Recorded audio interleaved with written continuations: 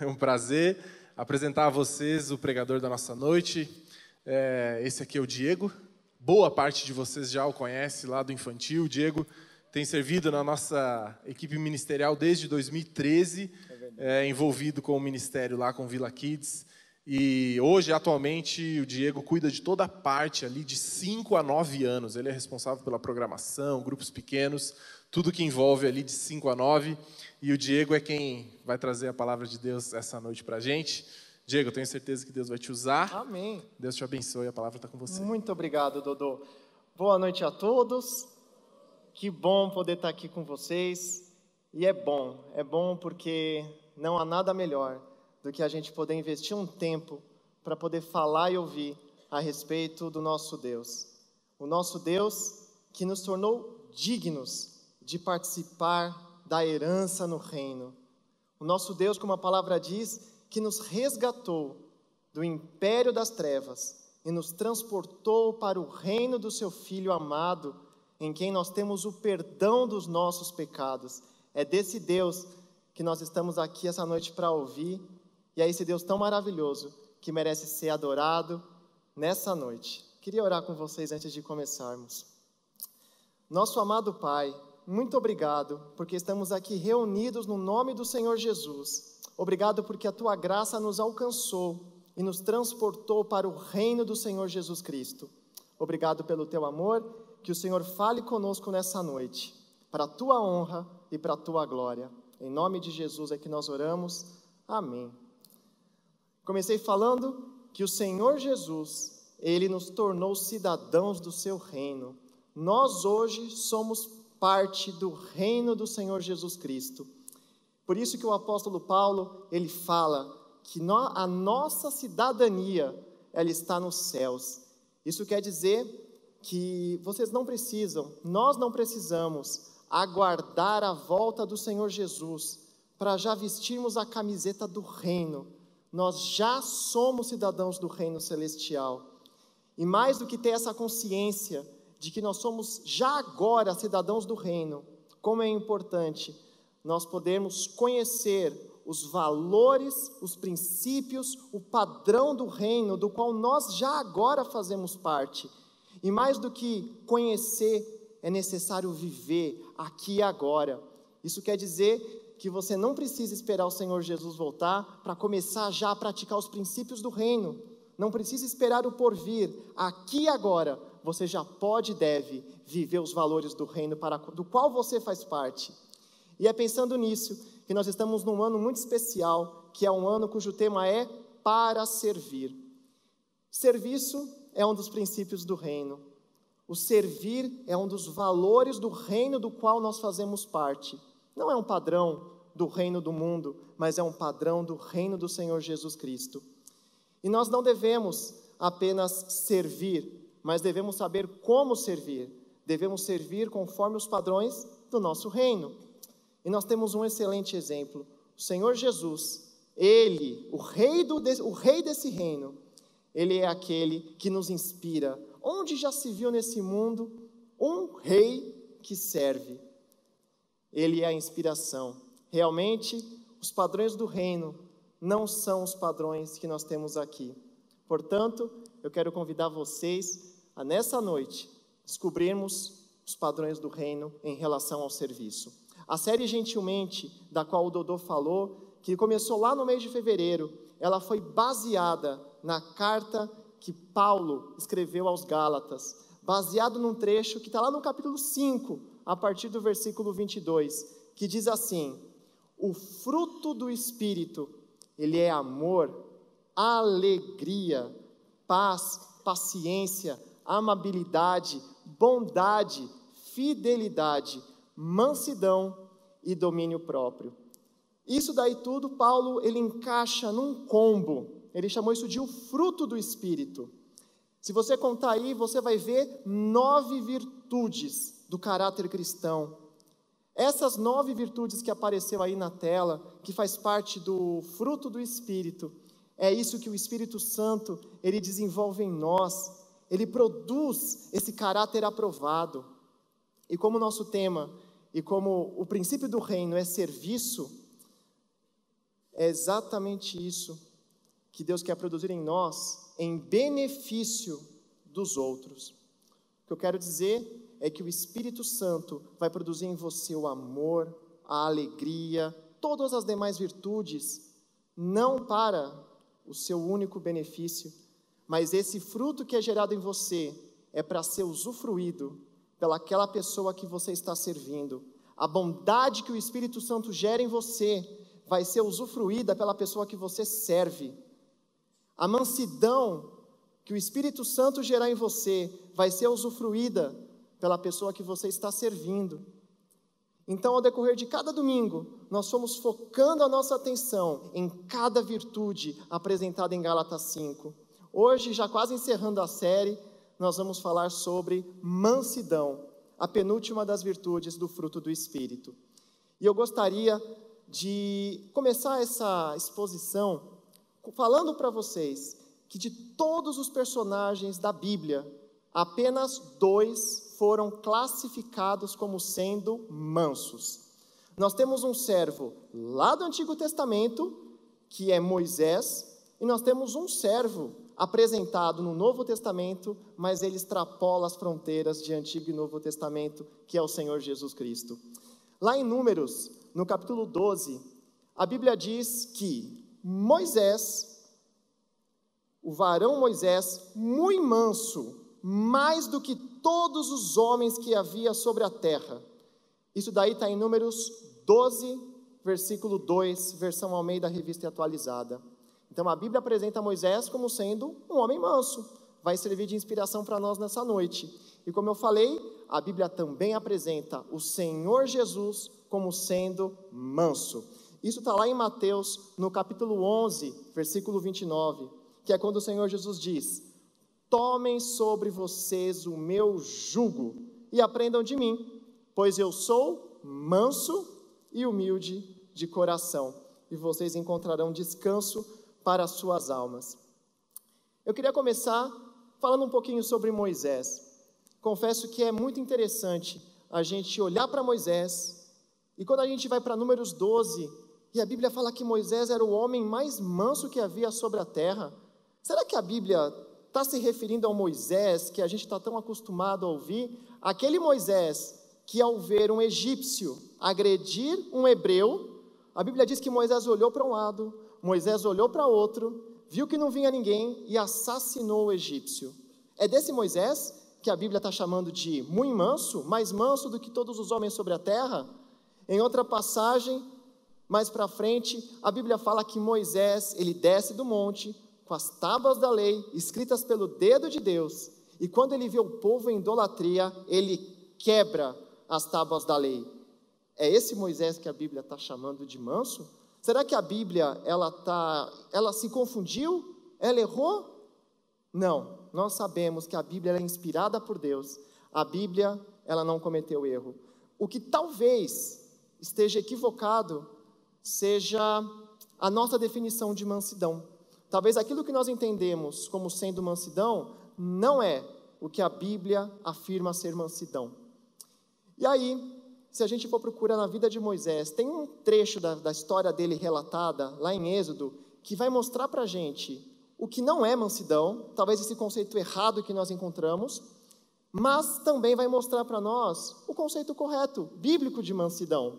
Eu quero convidar vocês a lerem comigo Êxodo, lá no capítulo 2, a partir do versículo 16, que diz assim: ora, o sacerdote de Midian tinha 7 filhas.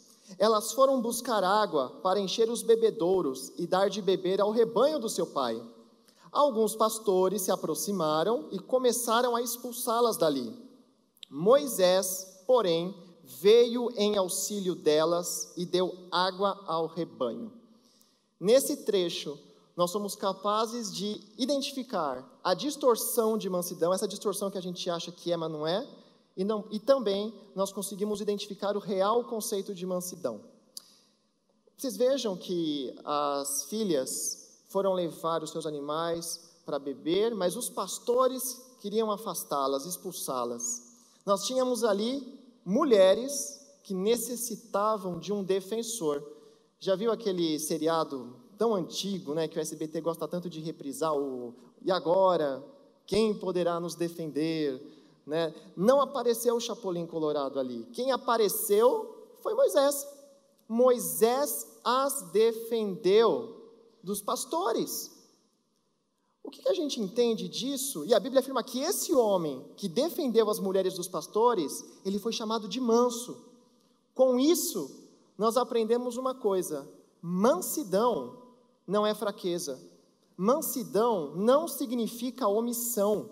Mansidão não significa neutralidade. Moisés podia ter pensado assim: olha, eu não vou fazer nada não, porque eu sou um homem muito manso, deixa que outro resolva a parada, eu não vou me envolver em confusão.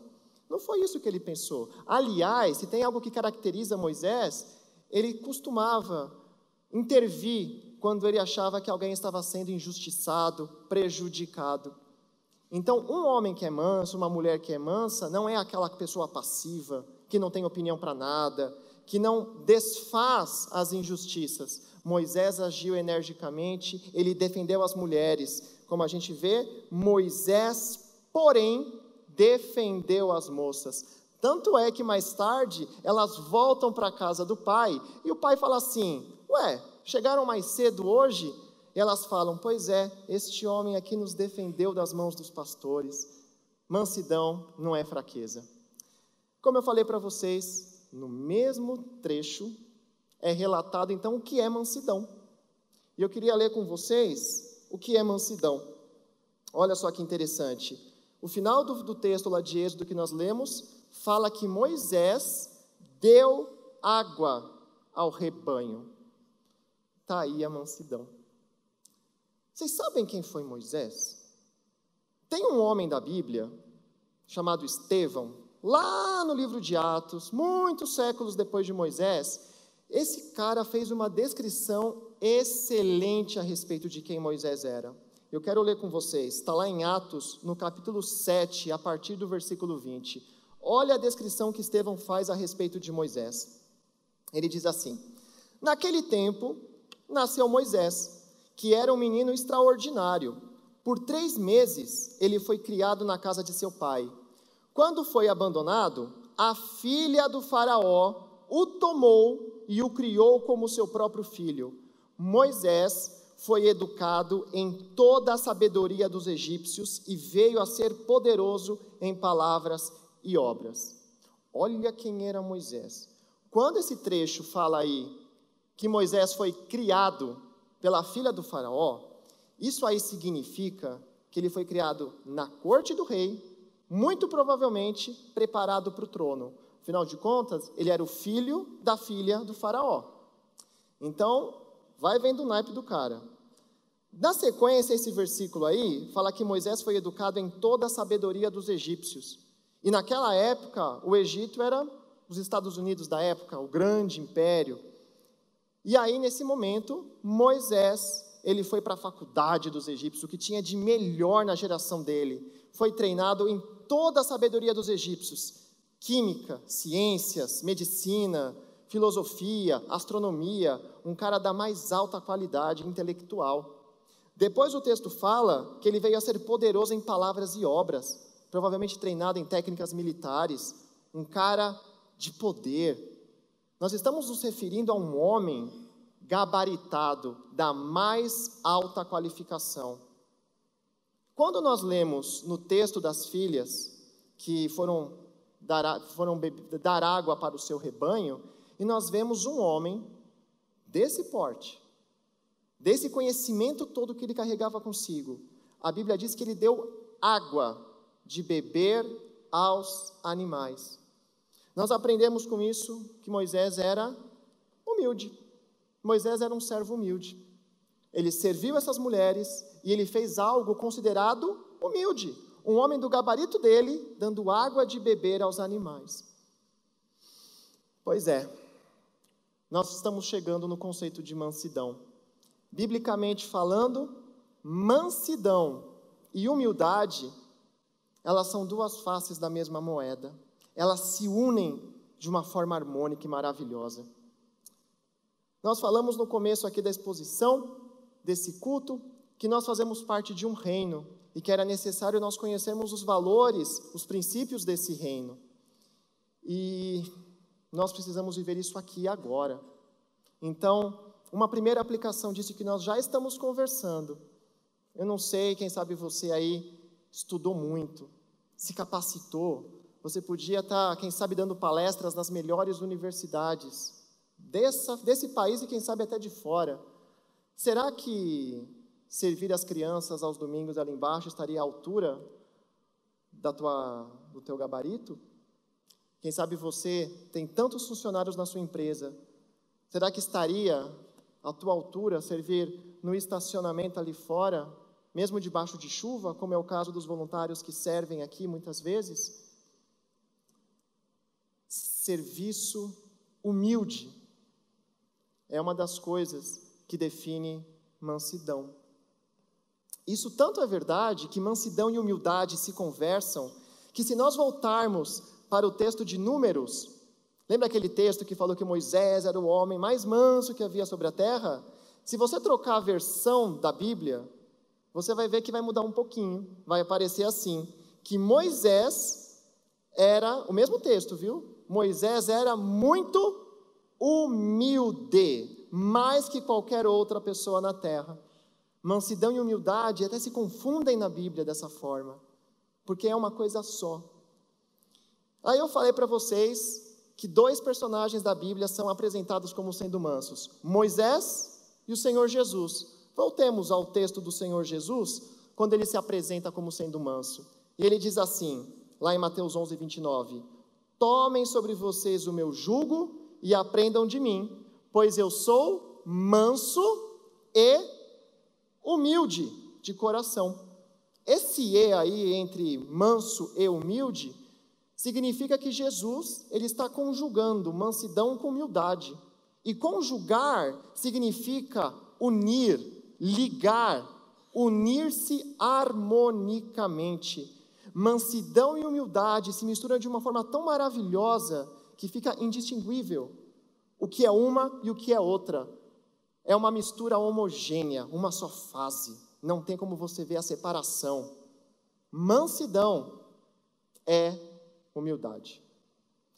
O Senhor Jesus, ele se define então como sendo manso e humilde. E essa troca de mansidão e humildade não aconteceu só naquele texto de Moisés. Olha que interessante, até nas bem-aventuranças, que tantos de nós já conhecemos.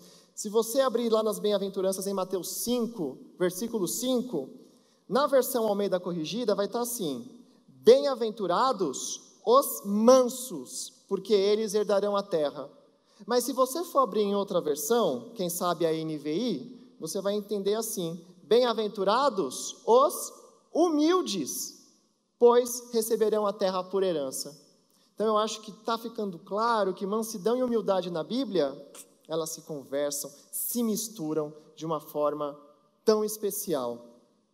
Nós falamos de Moisés, um homem extremamente gabaritado, intelectualmente falando sobre tudo, que foi lá e deu água de beber aos animais, serviço humilde. Vamos agora colocar as atenções sobre o Senhor Jesus Cristo, que nós sabemos é o Rei dos Reis. Tem um texto tão maravilhoso, que está lá em Filipenses, no capítulo 2, e diz assim: seja a atitude de vocês a mesma de Cristo Jesus, que embora sendo Deus, não considerou que o ser igual a Deus era algo a que devia apegar-se, mas esvaziou-se a si mesmo, vindo a ser servo, tornando-se semelhante aos homens, e sendo encontrado em forma humana, humilhou-se a si mesmo e foi obediente até a morte e morte de cruz. Se Moisés estava nessa escala de gabarito e fez um serviço classificado como humilde, o Senhor Jesus extrapola qualquer limite. O Senhor Jesus, o Rei dos Reis, o Senhor dos Senhores, ele se esvazia e ele vem como servo humilde. Ele se humilhou, ele se entregou. Quando a gente olha para a história do Senhor Jesus aqui na terra, tem uma passagem que mostra de forma também tão clara que esse homem, porque enquanto Jesus estava aqui em toda a sua humanidade também, esse homem tão maravilhoso, ele também fez um serviço humilde, e eu considero até mais humilde do que Moisés dando água de beber aos animais. Tem uma passagem que diz, que está lá em João capítulo 13, que fala o seguinte: pois bem, se eu, sendo Senhor e Mestre de vocês, lavei-lhes os pés, então é isso mesmo, Jesus se agacha e lava os pés dos seus discípulos. E os pés daquela época não eram os pés de hoje, né? Aquela região desértica, não tinha esses talquinhos que a gente coloca no sapato, não é uma coisa tão agradável assim de se fazer, né? Sem falar daquela coisa áspera. Então, quando a gente vê um texto desses que, pois bem, se eu, sendo Senhor e Mestre, estou no topo, se eu lavei-lhes os pés, vocês também devem lavar os pés uns dos outros. Eu lhes dei o exemplo para que vocês façam como eu lhes fiz. Então, o nosso exemplo de mansidão na Bíblia são de pessoas, servos, porque mesmo sendo rei, Jesus veio como servo, é um servo-rei, pessoas que, apesar do seu gabarito, serviam humildemente. Isso é mansidão. Interessante a gente notar, né, que os dois personagens talvez mais enérgicos da Bíblia são esses, chamados de mansos, são esses, chamados de humildes. Nós falamos então até o momento o que não é mansidão, mansidão não é neutralidade, omissão, estamos definindo mansidão como sendo uma mistura harmônica com humildade. Quando eu escrevi essa pregação, eu dei o nome dela de humildade interior, mansidão exterior. Então, humildade interior, mansidão exterior. Agora eu acho que vai começar a ser entendido o porquê de fato mansidão e humildade, elas estão tão unidas dessa forma na Bíblia. Para isso, basta a gente entender o oposto de humildade.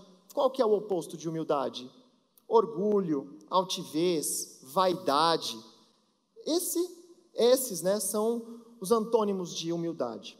Pois bem, se o que eu tenho dentro de mim é humildade, as minhas atitudes exteriores vão ser atitudes mansas. Entretanto, se aquilo que eu tenho em mim é o orgulho, é a vaidade, as minhas atitudes externas serão refletidas como o quê? Como ferocidade, braveza, porque toda vez que o nosso orgulho é machucado, a nossa atitude natural é reagir com agressividade.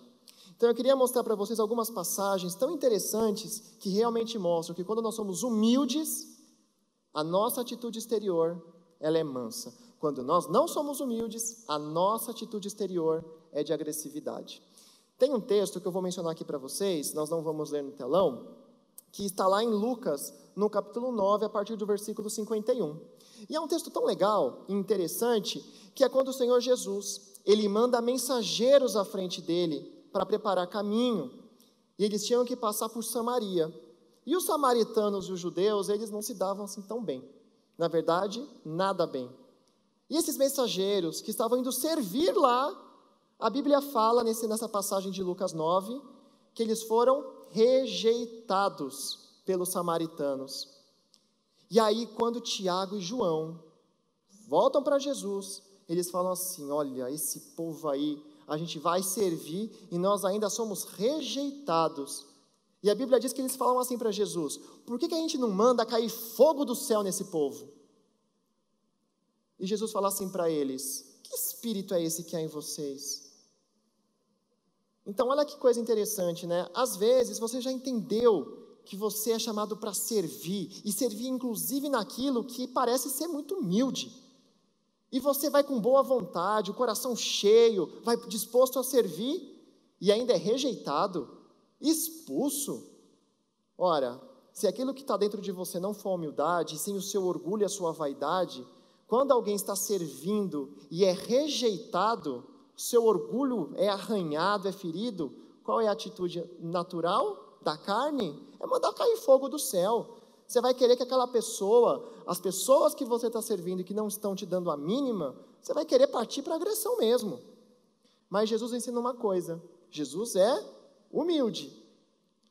Jesus disse assim para os discípulos dele na sequência, nós simplesmente vamos para outro lugar. Não precisa arrumar confusão, não precisa mandar cair fogo do céu. Então, quando não é o meu orgulho que está falando, aqui dentro, não é a minha vaidade que está dando voz, eu não vou ser agressivo com quem me rejeita enquanto eu sirvo. Simplesmente, a estratégia de Jesus é, eu parto para outra. Gente, os campos estão maduros para a colheita. Muita gente está precisando ser servida. Se uma pessoa não quer, serve outra, deixa para lá. Nós não precisamos agir com agressividade e tratar mal. Bater a poeira dos pés, parte para outra. Agora, quando nós não somos humildes, a gente vai partir para cair fogo sobre essas pessoas. Outro exemplo, lá em João, no capítulo 12, a partir do versículo 1, tem uma passagem, Maria, não a mãe de Jesus, é aquela Maria que é irmã de Marta e Lázaro. Maria está adorando o Senhor Jesus, está servindo o Senhor Jesus. A Bíblia fala que ela derramou um nardo puro sobre os pés de Jesus, estava ali servindo a Ele. E aí, enquanto ela servia com o coração alegre, a Bíblia fala que Judas, o discípulo hipócrita, ele falou assim, nossa, por que ela não vendeu esse perfume caro e doou aos pobres? Naturalmente, assim, o natural, imagina só você servindo e alguém está ali mal interpretando o seu serviço. Qual seria a sua atitude natural? A pessoa está falando mal do meu trabalho, está questionando as minhas intenções? Pois eu vou mostrar para ela quem sou eu e vou partir, se necessário, para a agressividade. Entretanto, o texto fala que Maria não se defendeu. Pelo contrário, quem defendeu ela foi o Senhor Jesus. Ele mandou ele se calar. Então, se é a nossa vaidade que fala alto, quando alguém questiona, mal questiona o nosso serviço, nós somos agressivos com essa pessoa, porque a nossa vaidade foi ferida. Agora, quando a gente é humilde, olha que coisa tão antinatural a esse mundo. Quando a nossa vaidade é ferida, o humilde, ele não se defende. Pelo contrário, ele permite, ele dá tempo para que o próprio Senhor Jesus vá em defesa dele. O humilde não precisa se defender. Ele não precisa revidar o ataque. Ele não precisa. Por isso, quando nós somos humildes aqui dentro, aquilo que nós expressamos para fora é mansidão. Por isso que elas estão tão intimamente conectadas. Nós falamos de Moisés e nós estamos encerrando com o Senhor Jesus. Até o momento, nós falamos 3 coisas em relação aos mansos. Primeira, que o manso faz serviços humildes. Ele não se preocupa com a sua vaidade. Um doutor dando de beber ao rebanho, para ele não é problema algum, não está nem aí. Segunda coisa, o manso, ele lida bem com a rejeição no seu serviço.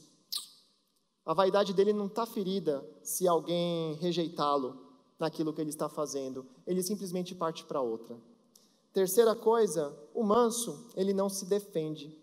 Quando alguém o ataca, ele simplesmente, por ser humilde e pela sua vaidade não ser arranhada, o seu orgulho não foi cutucado, ele simplesmente se cala, ele não se defende. Eu queria agora mostrar que o Senhor Jesus, de uma única vez, ele fez essas 3 coisas. Ele serviu humildemente, ele foi rejeitado e ele foi zombado, atacado grosseiramente.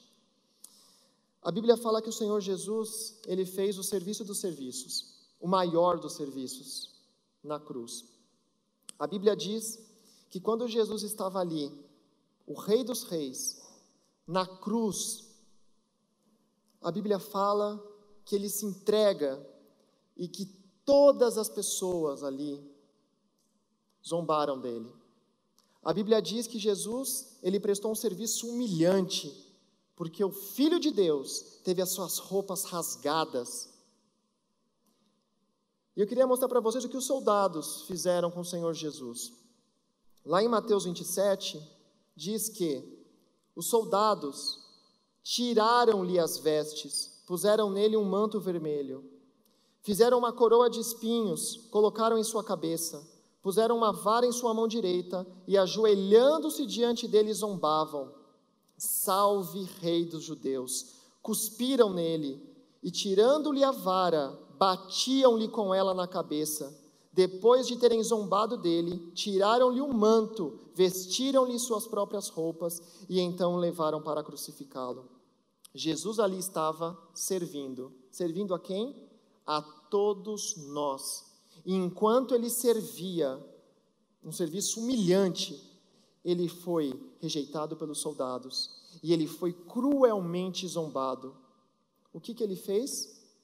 Permaneceu quieto. Não foram só os soldados, os civis que passavam enquanto Jesus estava crucificado. A Bíblia diz ainda em Mateus 27, que os que passavam lançavam-lhe insultos, balançando a cabeça. Não bastasse os soldados, as pessoas que passavam também, enquanto Jesus servia na cruz a todos nós, as pessoas também lançavam-lhe insultos. Não foram apenas eles, os líderes religiosos. Lá em Mateus 27, ele continua falando que da mesma forma, os chefes dos sacerdotes, os mestres da lei e os líderes religiosos zombavam dele, dizendo: salvou os outros, mas não é capaz de salvar a si mesmo. E é o rei de Israel, desça agora da cruz, caçoando dele.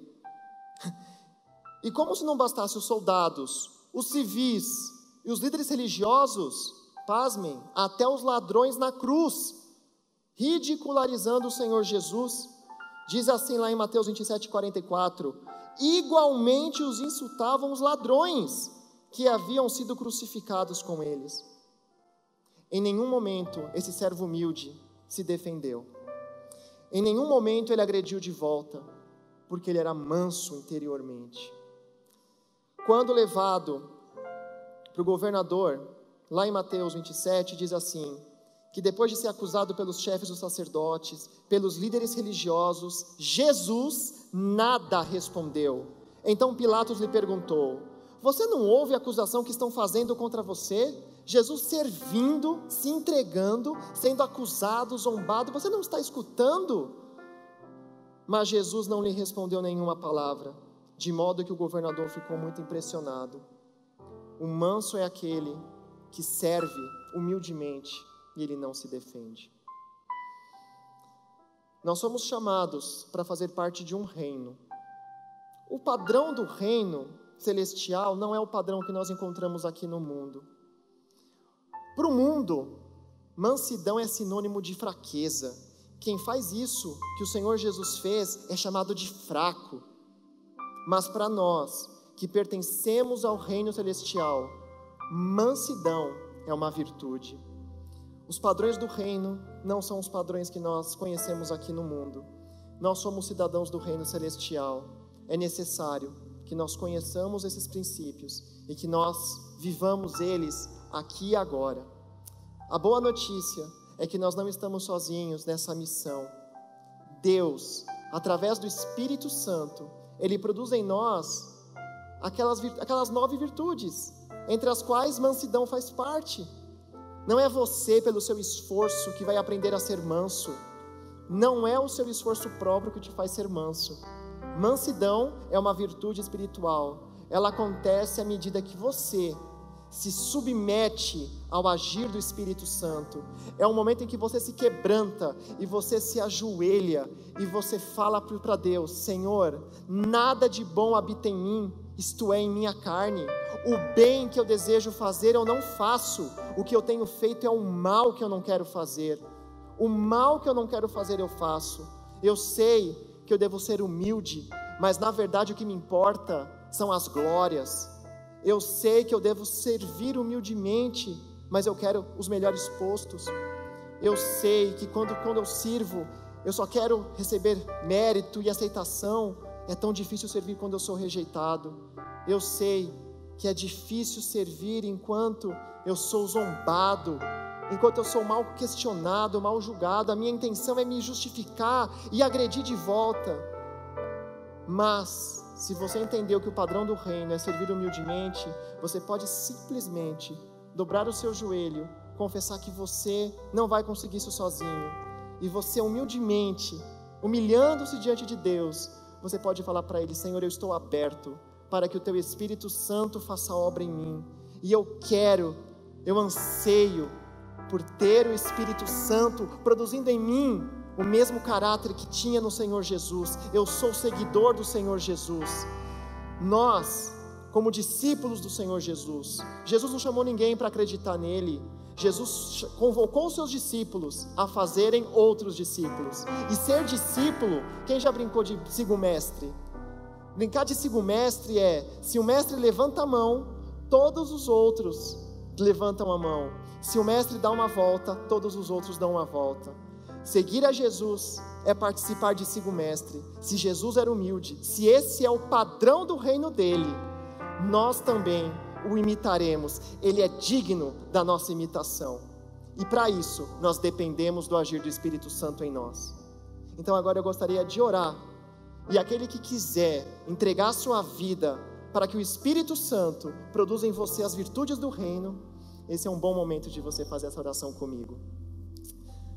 Nosso amado Senhor Jesus, como é bom pertencermos ao Teu reino, como é bom, nós temos o privilégio de Te conhecer, nós somos alcançados pela Tua graça. Onde nós já vimos um rei servindo? Isso não é natural para nós, isso é algo do Teu reino do qual nós fazemos parte. Senhor, nós ansiamos em viver aqui e agora os valores do Teu reino. Nós queremos servir ao nosso próximo e queremos fazer isso de uma forma mansa, humilde. Mas, Senhor, o nosso orgulho, a nossa vaidade fala mais alto. Nós precisamos do agir do Teu Espírito Santo em nós, produzindo em nós um caráter aprovado, não para a nossa honra, mas para a Tua honra e para a Tua glória.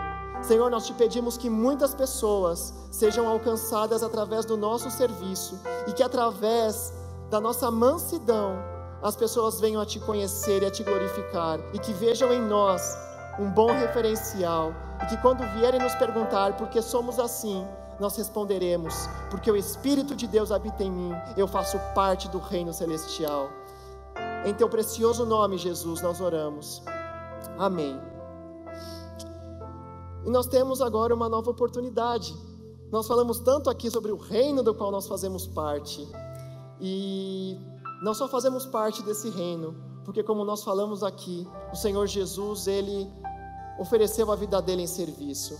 A Bíblia diz que nós somos pecadores. E o pecado não é simplesmente um erro, uma falha. Pecado significa agredir a santidade de Deus. É muito sério. Um Deus que é santo, santo, santo, Ele não pode conviver com o pecado. Por causa do nosso pecado, nós estamos destituídos da glória, da presença do nosso amado Pai. Mas Deus, que nos amou de tal maneira, a Bíblia fala que toda a ira que Deus sente pelo nosso pecado, Ele lançou sobre o Senhor Jesus Cristo. Quando a Bíblia fala que Jesus é a propiciação pelos nossos pecados, a Bíblia está dizendo que Jesus é o sacrifício que desvia a ira de Deus, e que graças a esse sacrifício, nós fomos perdoados. Graças ao que Jesus fez por nós, nós hoje temos vida eterna.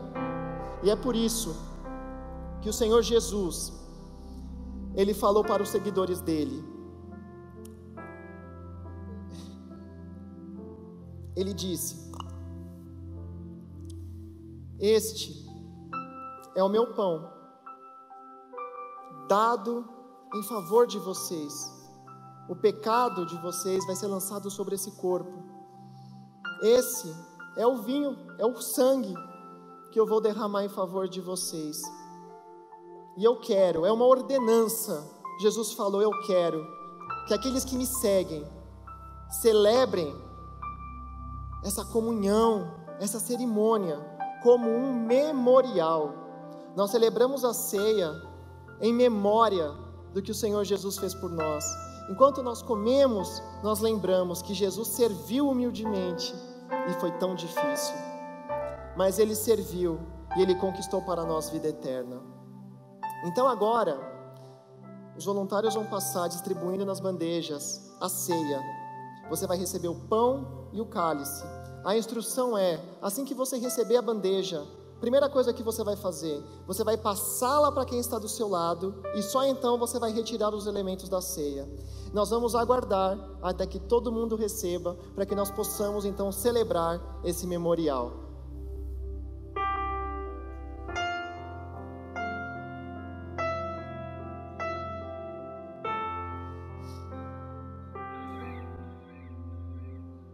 Quem poderia imaginar um Salvador assim? Um homem que sofreu, conheceu a dor até o fim. Quem o poderia olhar com simples compaixão? Ao vê-lo castigado como culpado então. Mas o fato é que Ele levou nossa enfermidade. A verdade é que Ele tomou nossa deformidade. E por meio de suas feridas fomos curados. Nós ganhamos a vida por Cristo crucificado.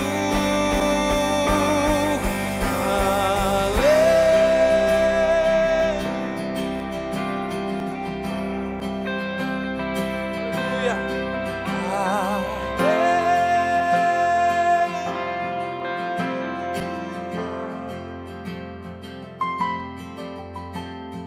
Foi afligido por castigo que era meu, silencioso Cordeiro, sendo Ele Deus. Plano do eterno, oferta pela redenção. O único justo fez-nos justos por expiação. Carregou sobre seus ombros os nossos pecados, assumiu nossa culpa e levou sobre si nosso fardo. E por meio de suas feridas fomos curados. Nós ganhamos a vida por Cristo crucificado.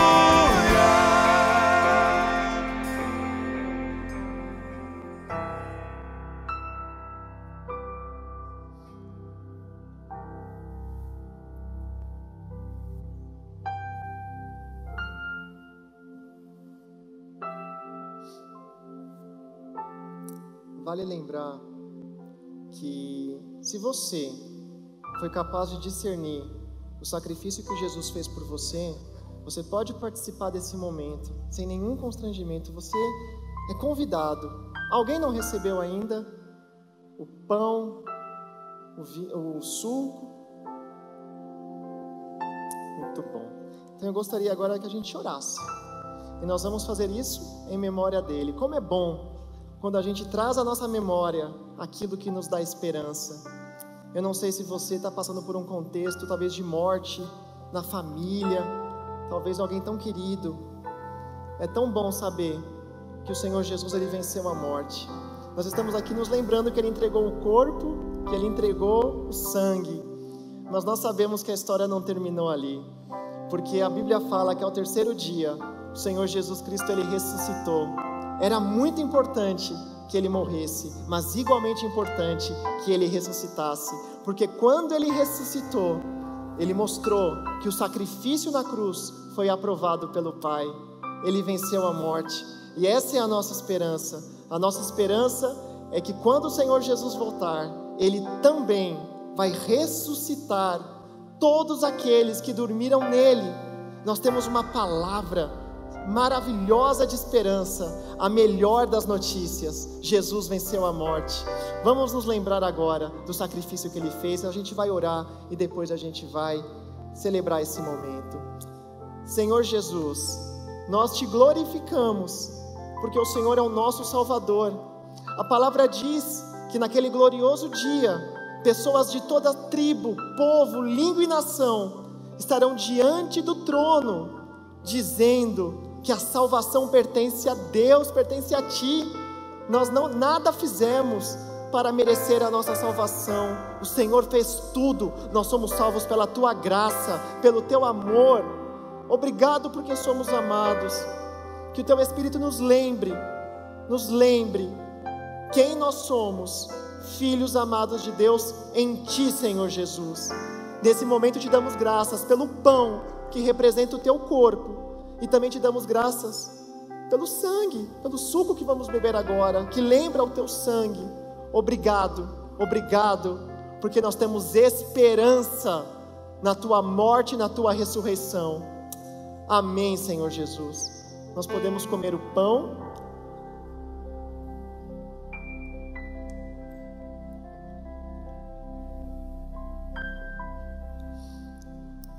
E nós também podemos beber o suco.